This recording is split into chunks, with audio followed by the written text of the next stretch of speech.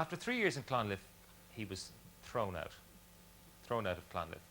It wasn't a very auspicious start to a clerical career, which has, over the last while, involved him in confrontations with the bishop in the courts, marrying divorcees against the rules and regulations of the Catholic Church, outspoken on the business of priests and should they or should they not get married. He says they should, and lots more besides. So I want you to meet him now. He is the famous, or perhaps notorious is the better word, the notorious curate from Larne, Father Pat Buckley.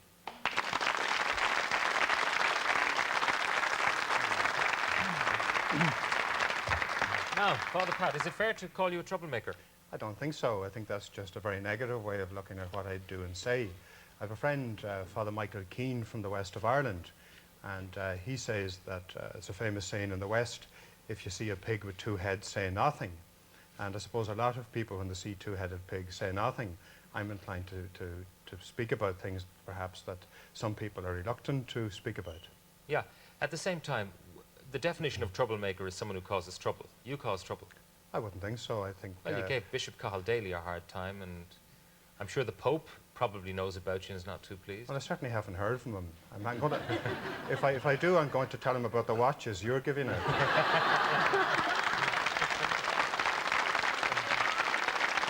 Okay, well, look, let's get back to basics. Why were you thrown out of Clonliffe? Well, I went into Clonliffe when I was 18, and I suppose like a lot of 18-year-olds didn't know very much about life. And when I went in, I found myself nearly in a virtual prison. The dean, actually, that we had come from Mountjoy prison as chaplain to Clonliffe, and some of us felt that he hadn't realised he'd been changed. So we were very held down. And I'm the oldest of quite a large family, 17 children, in fact. And I was always used... 17 children? That's right. Your mother's with us tonight, She is and indeed. I want to meet her afterwards to have a word or two with her about... That's right. About bringing me into the world. So I was always used to a lot of responsibility and a lot of freedom, and I found the prison-like atmosphere of the seminary very, very hard to take. And I just broke a few little rules, like not getting up at 6 in the morning. I got up at 6:20 instead of 6. And what was the straw that broke the camel's back when it came to discipline? well, it was, you know, the old pose that they used to have under the bed years ago? Yeah? Well, one of the rules in Clonliffe was that we weren't allowed out of our bed or our room in the middle of the night. I don't know what they were afraid we would do. But so each of us were supplied with a Delft Poe, and 4 of us were in my room one night breaking the rules because we shouldn't have been in each other's room, and we were very bored. So one of the chaps said, "Fling that thing out the window." Was it full or empty at the time? Well, it was empty at the time. This was early in the night. So without thinking, I just lifted it up and let it fly, and it broke on the tarmacadam, and it caused a terrible sensation. The dean had us lined up on the corridor in our pyjamas. We were like something out of Auschwitz, and he wanted to know who threw the vessel. And of course, I didn't admit it, and that gave him the impression, he suspected it was me, but then because I didn't admit it, it gave him the impression I was devious, which was a bigger sin. And it was very funny actually, because he had called it a vessel, and the following night we had benediction, and the dean was taking it, and all of the students were in the church, and when he came to the litany where it said vessel of honour, singular vessel of devotion, the whole place fell apart laughing. But I think that was it was really the Poe incident that kind of sealed my fate in Clonliffe. Now, you managed to finish your priestly studies elsewhere and worked in Britain for a while, but even there you had problems. I mean, an elderly priest or a priest who hated Irishmen, number one. Right. Well, I got on very well in Wales with the people, and the Welsh people were very kind. But my first parish was a house where the parish priest was 75 and the housekeeper was 85. Her name, incidentally, was Miss Hope. And it was a very rigid place, and I wasn't allowed into the kitchen even to make a cup of tea. So I was very unhappy there, and eventually was moved and went to a second place where I was happy for a year. And then I got sent into Cardiff to an old canon who was known in the diocese as a curate breaker. Someone, you know the way somebody will kind of tame a wild horse? Well, this canon was famous for taming curates. So from the very beginning, he and I didn't get on. So I came back to Ireland then. You went on the dole?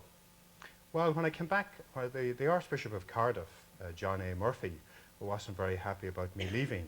Obviously, he had invested some money in my training. So when I came back, he threatened that I would never work again as a priest. So I was at home in Dublin, and I did some voluntary work in the Morning Star Hostel. I went down and signed on the dole in Gardiner Street. And they were quite amazed because they never had an unemployed priest before. And there were about 40 hatches, but I didn't seem to be suitable for any particular one. So they eventually got me fixed up, and I think at the time I was entitled to £11. And then they took £8 off me because I was living at home. So I decided that it wasn't worth the embarrassment of going For the and £3. standing for the £3. And did you go on the collar to pick up the dough? Well, I can't remember. I think I might have sneaked in the first day, and then maybe I did go on the collar some days. You got a job from Dr. Philbin, was it? Yes, I went quite by accident to Andersonstown in Belfast and stayed with a priest for the weekend. And he heard that I was basically unemployed, and the diocese of Down-in-Conor at the time were short of about 50 priests.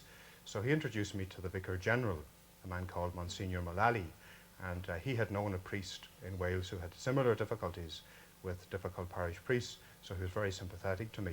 And within 3 days, I actually found myself appointed as a curate to the cathedral, which is St. Peter's in the middle of the famous Divis Flats in Belfast.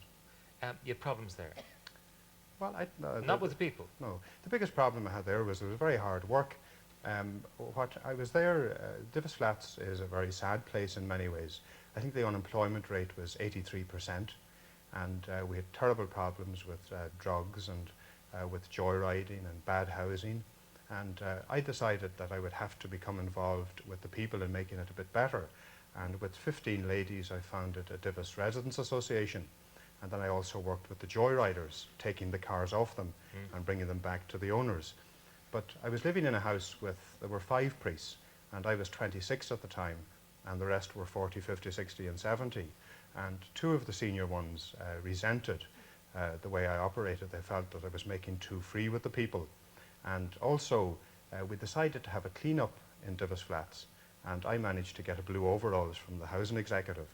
And I went out one morning with a shovel and a brush in the overalls, and the people were amazed that God's Holy Anointed was coming out to sweep the streets. And some of the older clergy felt that I was letting down the priesthood. So it unfortunately set off a bit of tension, which I think probably led to A transfer? Yeah, bad reports going to Bishop Daly. You went to Kilkeel, which is a small fishing village. That's right. You had problems there? Well, I'm sure you have plenty of problems on your programs. Yeah. But I think obviously the best way to have no problems, of course, in life is to do nothing and to say nothing. But if you start saying things and doing things, of course you'll have problems as well as successes. I got on very well in Kilkeel, except it was a kind of a culture shock for me. I'd been brought up in Dublin, in Ballymun, and then I had lived in Cardiff and in Belfast, so I'd always been in the urban areas. And when I arrived in Kilkeel, I was living in a priest's house out in the country in the middle of a graveyard. And it was really, instead of being surrounded by joyriders and bullets and bombs, I was surrounded by bleating sheep. So I suppose I was a shepherd in the true sense. And I didn't know very much about the country way of life. My first Sunday in Kilkeel, I remember, I thought I saw a poor sheep with its legs tangled up in rope. And I got out of the car to untangle the poor thing, and a farmer let her roar at me. And apparently they had this system of langling sheep to keep them from wandering. So that's how little I knew about the countryside. But I was very happy there and got on well with the people. There were 2 things really, I suppose, that were highlights of my time there. First of all, the UDR, which are, I suppose, a rather famous or infamous regiment, were misbehaving very badly. They were beating up Catholic youngsters, attacking Catholic churches, and on Sunday morning at Mass they used to line along the church when people were going in and point their rifles at the people going to Mass. So obviously I objected to this, and that caused some problems. And then secondly, I used to run a disco every Saturday night for 500 young people, and on one night the INLA came and held me at gunpoint and tried to take the takings from me, and I refused, and they were eventually arrested. And certainly that didn't please the bishop. He sent for me and he said, look... Why not? I mean, he should have been delighted. One presumes that you stood up to terrorism. Well, that's true, but I think in the Catholic Church, kind of curates are kind of like children, they're to be seen and not heard. And I think sometimes the higher-ups in the hierarchy resent it if a junior priest does things or gets notice or gets publicity. Okay, you went to Larne, Yes. transferred to Larne, Yeah. and you got into more trouble there. Now, this is a great interview because all I have to do is keep asking the same question. That's right. What was your problem in Larne? I feel more like in court tonight than I did 3 weeks ago. But I had really had no problems in Larne again with the people. I've always got on very well with people. But when I went to Larne, which is an 80% Protestant town, and I have very good relationships with Protestants and Protestant ministers, but I discovered that in some places of employment there were no Catholics, or only maybe 3%, and I complained a little bit about that. And also, of course, I started visiting the Protestant churches, and that was surely a good thing. Although I had the problem when I was going to the churches. Somebody said, "Are you going to go to Paisley's church in Larne?" And I thought to myself, well, if I go, I'll be accused of one thing, and if I stay away, I'll be accused of another. So we rang up the minister, and I got another chap to do it, and he said, "We'd like to come and visit." And the minister said, "Well, my church is the house of God, and it's open to all sinners on the Sabbath, and in that case, Pat Buckley would be more than welcome." So I said, "That's fine, I'm a sinner." So we went, and we were treated very well. So really, you know, that I had very few problems there. Okay. I think Bishop Daly's main problem with me, from what I gather, I mean, I've never been told what are the charges against me, is that he felt that I was too outspoken, that I was too critical of the church and the structures and the clergy and the church's failings, and that because of that I was bringing disharmony and I had to go. Okay, you were dismissed and you've had a court case and you lost the court case. It must be the first time, though, that a bishop was taken to court over an unfair dismissal charge, which is what the allegation that you were making. Why did you do that? I mean, was there no other way? Because people looking at this would say, well, Bishop Daly had great patience with you. Well, that didn't feel like it to me. Yeah, but you know what I mean? That he's a man in the old mode. He's a very holy man and very highly respected in the church.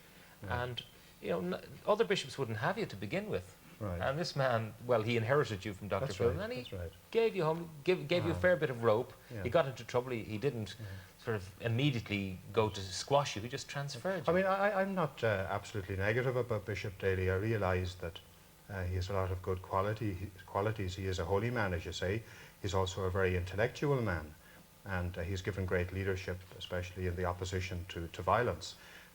But I actually said to him that with all that experience and with all that wisdom that he had, could he not find some other way of treating me or looking after my problems and putting me out? That's going to go to Europe now, and since Bishop Daly isn't here tonight, I don't think it's probably fair to, even for me to attempt to articulate his side of that particular argument. That will end up resolved one way or the other in another forum. That's right. Okay. But you did go against the church's rules and regulations when you decided that you were going to marry divorcees. Right. I don't think that's true, Pat. I mean, for instance, the Christian scriptures, which all of our churches should be based on, Christ himself in his teaching allowed for divorce in certain circumstances. St. Paul in his epistles allowed it for other reasons. And the early practice in the Christian church was that divorced people would be allowed to remarry on the grounds of compassion. But rules change over the years, and the current church ruling is that you don't. Right. I mean, whether they're right or wrong, I mean, we've all played football and we didn't like one particular rule, but the rules are the rules. But the reason rules change is that people cause them to change. And I suppose if some of us challenge rules which we feel are lacking in compassion, then perhaps that'll be the beginning of the process of change.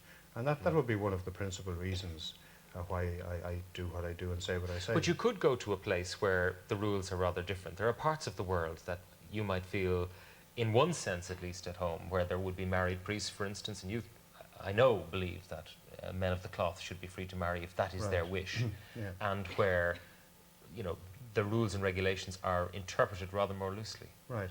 Well, I mean, that's true, but doesn't that prove the point that the rules we have in Ireland and in this part of the world are not really universal? So why should somebody in a particular difficulty be punished because they happen to be born an Irish Catholic rather than a Dutch Catholic?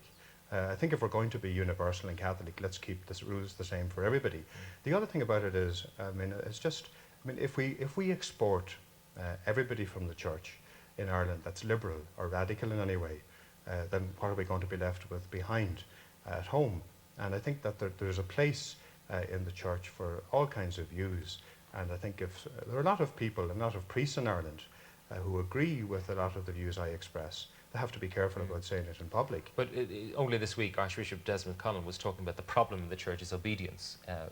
Obviously, obedience within the clergy who are not doing what they're told in terms of, say, marriage vows. A lot of them would like to take marriage vows rather than celibacy vows. And obedience also in terms of the flock not obeying their priests. But I must say I read that and I thought it was a regrettable intervention by the Archbishop. I mean, there were other cardinals and bishops and archbishops saying the exact opposite. And I mean, this is an awful, I think, hang-up in Catholicism and in Irish Catholicism, this whole question of obedience. Obedience is a very good thing and a very nice thing, but there are times when it's wrong to be obedient.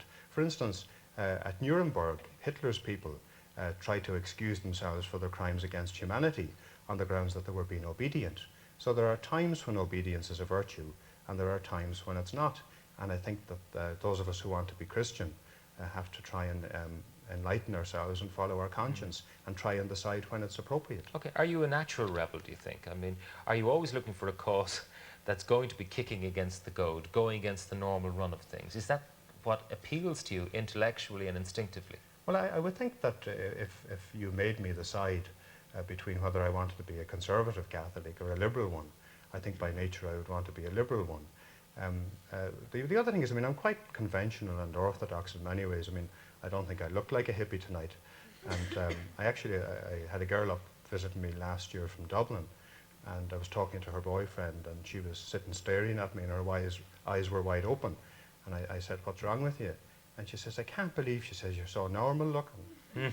And I think that sometimes, if there is controversy, people expect to find a hippie. Yeah, you're in favour of married priests. I mentioned that. Would you ever think of getting married yourself, or are you committed to the vow of celibacy? Well, I'm quite happy as a celibate priest. I think if I wanted to marry, I think I would, because I don't think it's a fair rule. I think it's important to point out that there are 120,000 married Catholic priests in the world today who are not allowed to operate, and we have 52,000 empty parishes. So I think it's really time that the Church addressed this problem. Well, where's your future, finally, Father Pat Buckley?